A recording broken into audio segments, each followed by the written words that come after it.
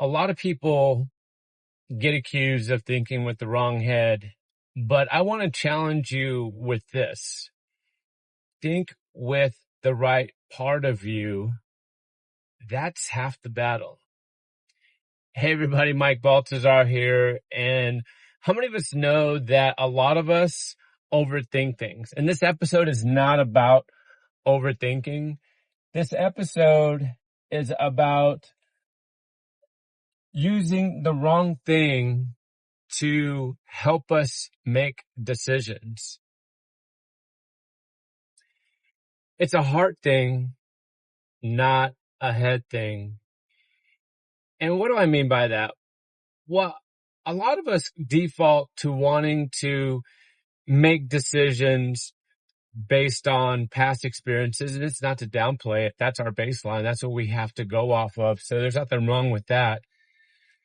But oftentimes we start to think about the stuff we see in movies, music, what we hear at church, what we saw someone else go through, what we see in the news. And then before you know it, our minds are spinning out of control. And then when it comes to the important things in life, like family, like work, like church, like hobbies, like exercise, oftentimes we're motivated by the wrong things. We're motivated by the things that are going on in your head when we should probably be spending a little bit more time about the things that are going on in the heart.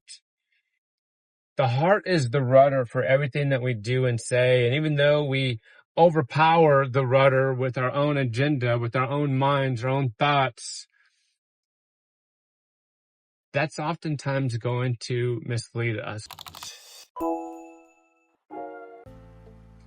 And I can't help but to be reminded of the fact that out of the abundance of the heart, the mouth speaks. Well, let that sink in for a little bit.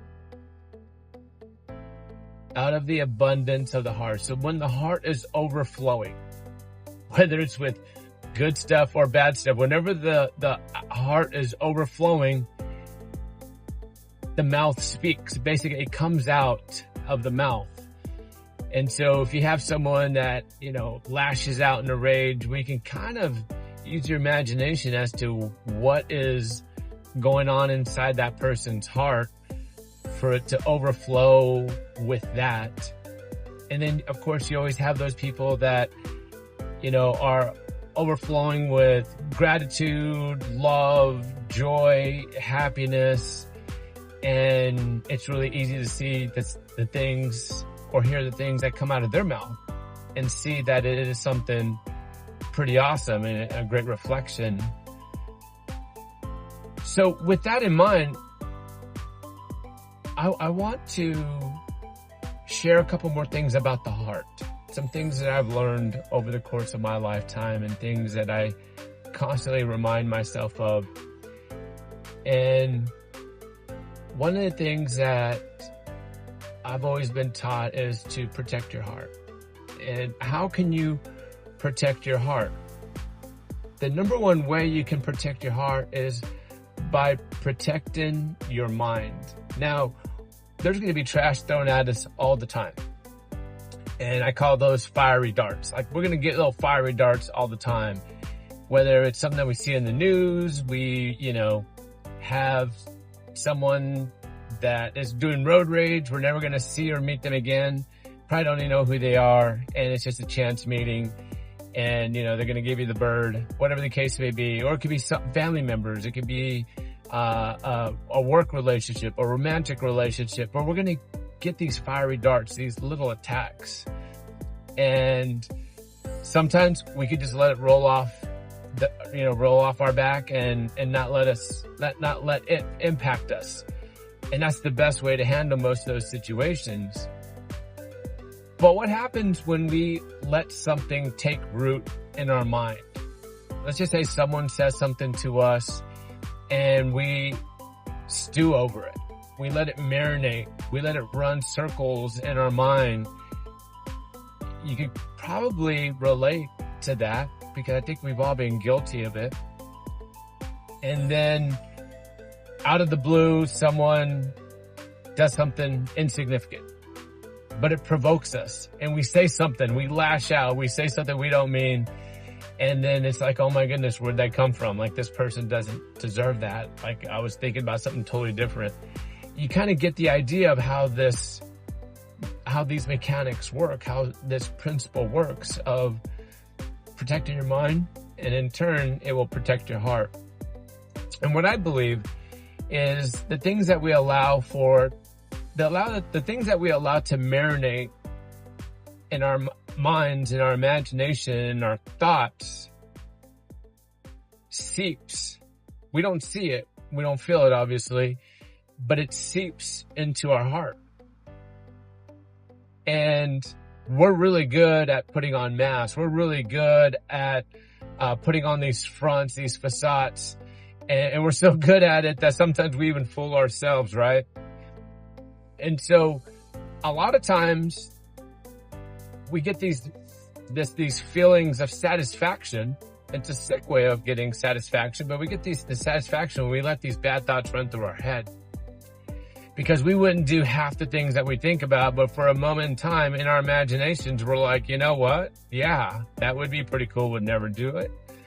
But that would be justice, in our imaginations. We kind of go there sometimes, right? And so, but again, we got to be careful to protect our hearts against those thoughts, against those imaginations, against all those things that aren't positive, that aren't healthy. So out of the abundance of the heart, the mouth speaks. And the things that we marinate over the most in our imaginations are the things that seep into our hearts. So I want to challenge you with this, that it's not a head thing, but it kind of is. It's mostly a heart thing. And in future videos, I'll share with you some crazy things that I've learned that I wanted to disagree with, but I couldn't. I'll just give you a little sneak peek, that way you could take it into your meditation time, your research time, whatever you want to do with this information. But the heart deceives us a lot. We get deceived more so by our heart than so many other things that you would think would come before it. But still, having a pure heart, a kind heart, thoughtful heart, taking care of our heart, our spiritual heart, is extremely important. And it all starts with, but don't confuse that with the fact that sometimes we need to get out of our own way, let the thoughts get out of our way, and then we be led by the heart. There's this really cool book that I've been reading for several years now. It's a daily meditation, a book of daily meditations, 365 of them. And it's called Journey to the Heart. And I'll put a link into the post if it allows for a link. That way I could share it with you. But it's a phenomenal book. I'm even flirting with the idea of doing readings out of it and sharing it here and there. Maybe even setting up a podcast where I just do daily readings on it and makes it easy for people to digest. But it's phenomenal, and it's been monumental in my growth journey, my spiritual growth, my emotional growth, just mental health and stability. It's just been freaking awesome. And of course, I like reading the Bible as well, and I do that daily. But I will share that with you as we focus so much more on the things of the heart. That way we can get away from this a little bit. Last fun fact, and then I'll let you go, is this. It's phenomenal how the conscious mind can process, I forget how many bits of information per second. Let's just say it's 1,000 bits of information per second. That's not the exact number, but let's just use it for comparison's sake. The subconscious mind can process millions of pieces of information per second. So here you have the conscious mind that is like way better than a supercomputer, right? But then the subconscious mind is just hundreds of thousands of times more powerful. Why do I share that? Well, I personally believe that while it's really good to tend to your mind and take care of, what thoughts you let have there, the things you let have space in your mind and your imagination, because it transfers over to your heart, your deeds, your work, so much more of your being. But I think that subconscious mind is at a very special place that we'll never be able to put our fingers on. But I would like to think that it's like hand in hand with the spiritual side of existence. And why do I want to believe that? Well, because there's just so much more to being than what meets the eye.